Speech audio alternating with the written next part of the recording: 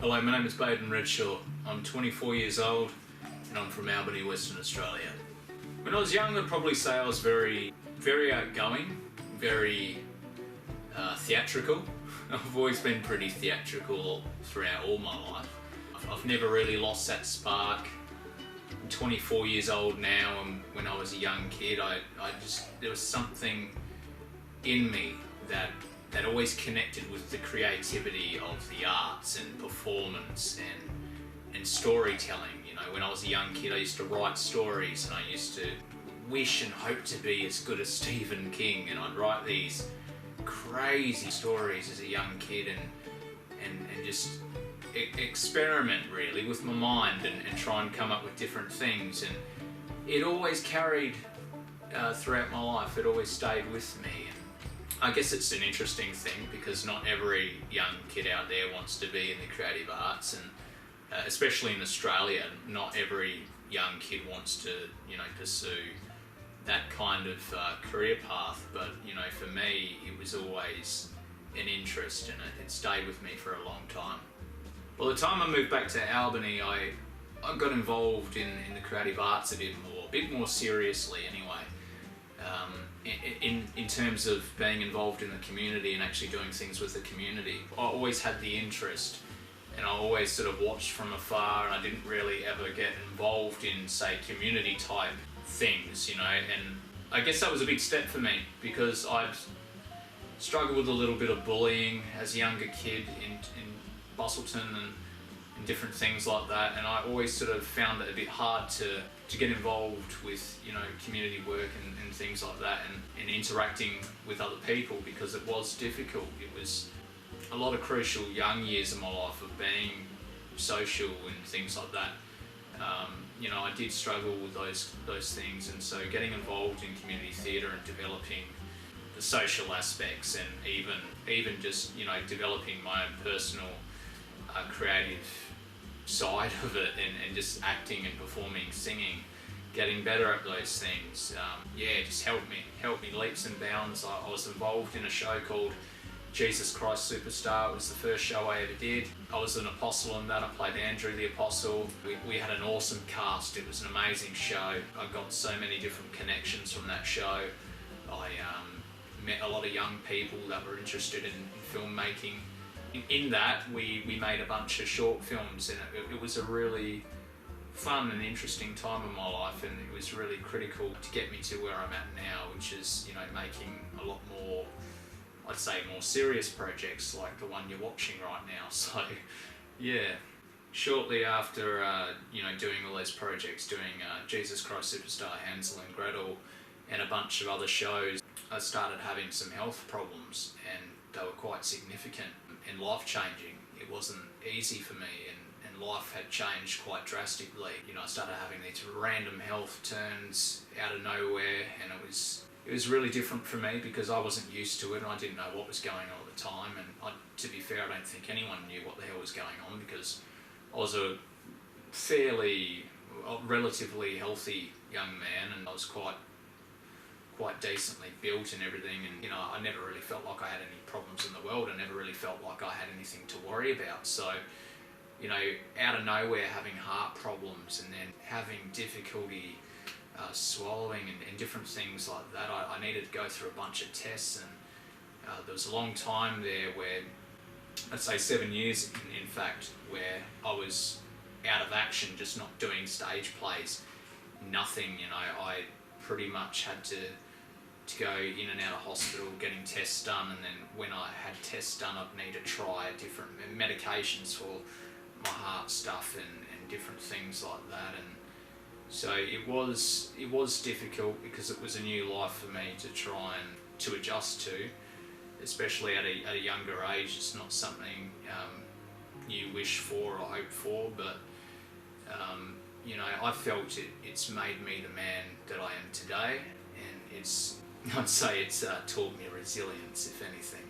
To put it simply, there were times where it was really difficult for me, and doctors were telling me that I could have died of sudden collapse, they told me. Those kinds of things scared me, because I thought, well, damn, I'm really I'm in the thick of it here and I'm fighting for my life, and I didn't really do much, you know, there wasn't much life for me anymore. I didn't get out, I didn't do things, I rested in bed a lot.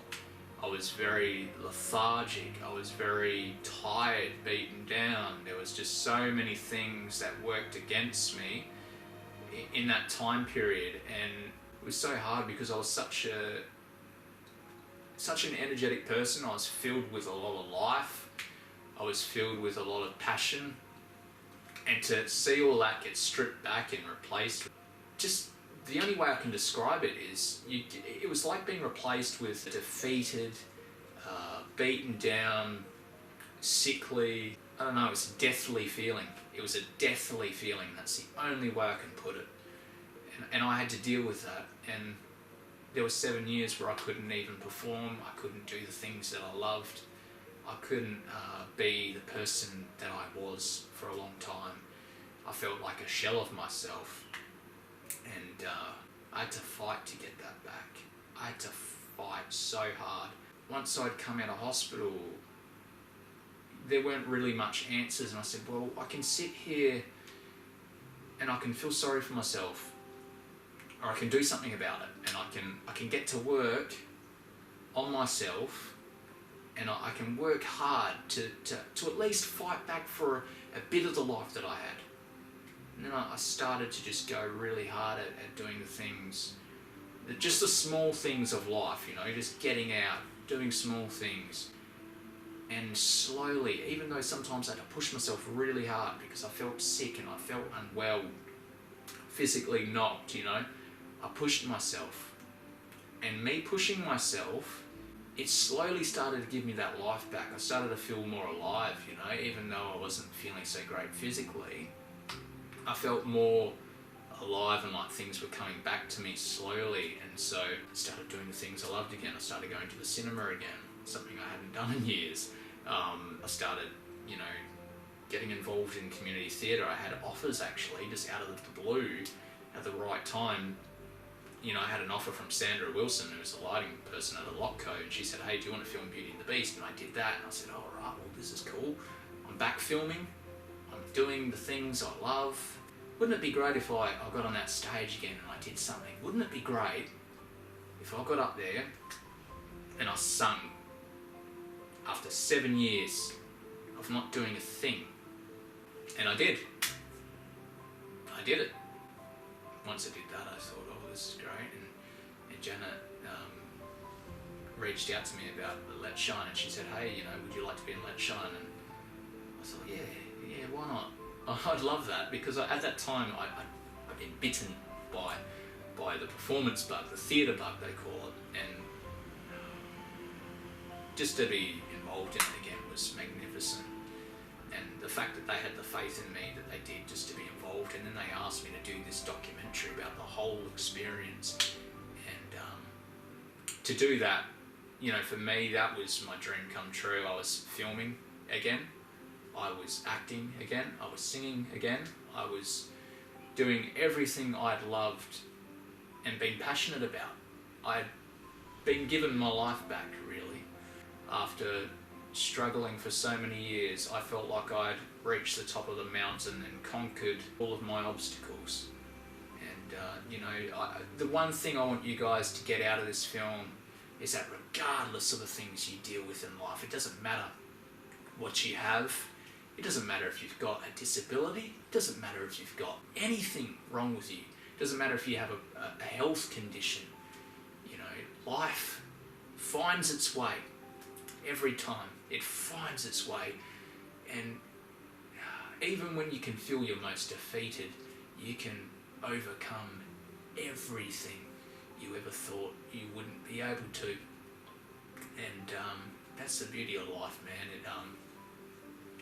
It finds its way. It finds its way, and it does amazing things. And I'd like to think I'm a testament to that, guys. So please, if there's anything you're going to take out of this film, I want you guys to be able to take out that you can be at the bottom of your barrel, right down there, and you can work your way up, step by step, and you can do the things you love, regardless of anything.